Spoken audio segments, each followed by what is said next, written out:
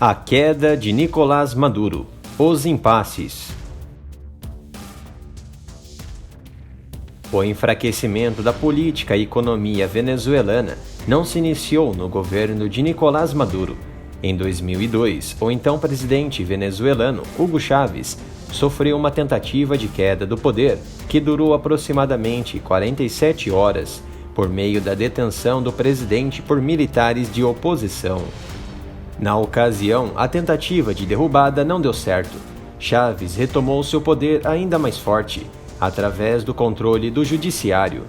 A nação desde então sofre com um colapso econômico e humanitário, com inflação acima de 1 milhão% e milhares de venezuelanos se refugiando em outras nações da América Latina, como Colômbia e Brasil. O ditador Nicolás Maduro, que esteve no poder há mais de 6 anos e que foi reeleito em 20 de maio de 2018 de forma fraudulenta, não foi reconhecido pela comunidade internacional. Porém, mesmo após as indagações da maioria da população venezuelana e da sua oposição liderada por Juan Guaidó, que organizaram greves e protestos, Maduro não abdicou da ditadura. Assim, Juan Guaidó se autodeclarou presidente interino, sendo reconhecido pelos Estados Unidos, Brasil e entre outras nações importantes. Diversas mobilizações de ajuda humanitária foram organizadas por nações latinas, por algumas nações europeias e pelos Estados Unidos. Entretanto, Maduro viu essas ações como manobras militares que poderiam invadir a fronteira venezuelana. Com medo à sua porta, Nicolás decidiu fechar as suas fronteiras com o Brasil, Colômbia e a fronteira marítima na região do Caribe. Durante as mobilizações humanitárias, houve confusões nas fronteiras. Mais de 280 pessoas ficaram feridas e mais de 60 militares venezuelanos solicitaram asilo em outros países. Apesar das fortes pressões, Maduro continuou no poder e sempre alegava que a crise instaurada no país foi causada pelas sanções internacionais e boicotes dos americanos frente ao petróleo, uma justificativa injustificável perante as suas atitudes fraudulentas no comércio petroleiro e na aliança com a Rússia de Vladimir Putin. Logo, a Casa Branca se manifestou firmemente com o secretário de Estado americano, Mike Pompeo, que deu importância ao caso e ameaçou com rápida resposta se houver qualquer tipo de ameaça ou intimidação contra o presidente interino Juan Guaidó. Visto que Maduro estava cada vez mais vulnerável e a um passo da queda, Putin enviou aeronaves russas com militares e equipamentos a Caracas, como forma de dissuasão perante a oposição de Nicolás. Tudo piorou ainda mais com os constantes blackouts de energia em todo o país e protestos gerais, bem como a queda da produção de petróleo e bloqueios financeiros de empresas estatais, o que deixou o governo com as mãos atadas. Sem dinheiro, não há como continuar comprando o exército e militares venezuelanos para continuarem apoiando as loucuras de Maduro. Esse fato ficou mais evidente na manhã de ontem, quando Guaidó afirmou que conquistou o apoio dos militares venezuelanos e, através de seu Twitter, afirmou que se encontrou com as principais unidades militares das Forças Armadas e que deu início à fase final da chamada Operação Liberdade. O movimento teve um progresso importante. Houve a soltura de um opositor do governo, o líder Leopoldo López, que cumpria a prisão domiciliar imposta sob o regime de Maduro. Mike Pompeo afirmou à CNN que Maduro estava pronto para deixar o país nessa terça-feira, mas foi convencido pela Rússia a ficar.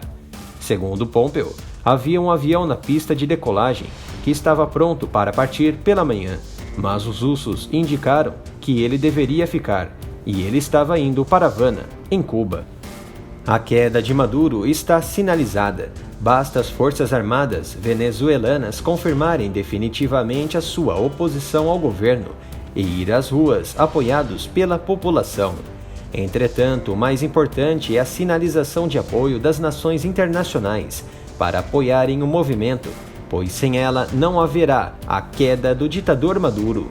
Essa demonstração de apoio já foi oferecida pelo Brasil.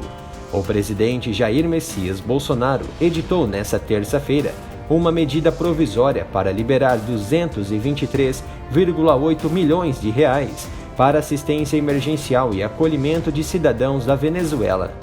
Trata-se de um momento importante e único que pode selar definitivamente a queda de Maduro. Entretanto, não há sinais que o exército bolivariano esteja em total apoio a Guaidó.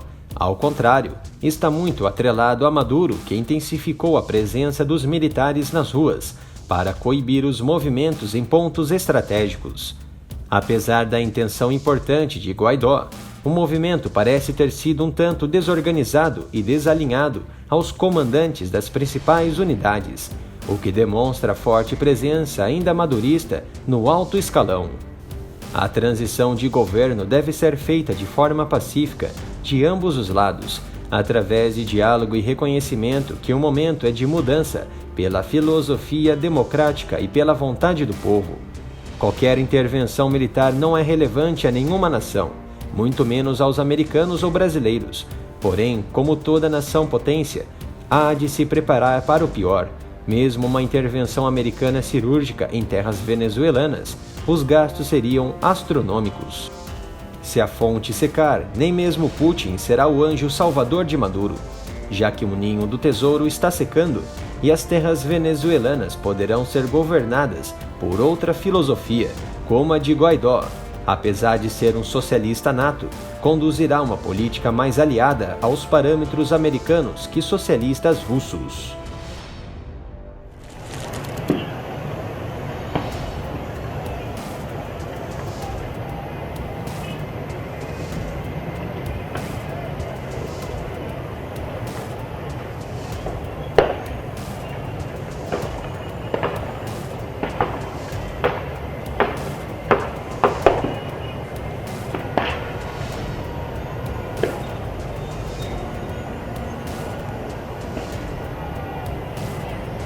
Mierda, marico. Uf.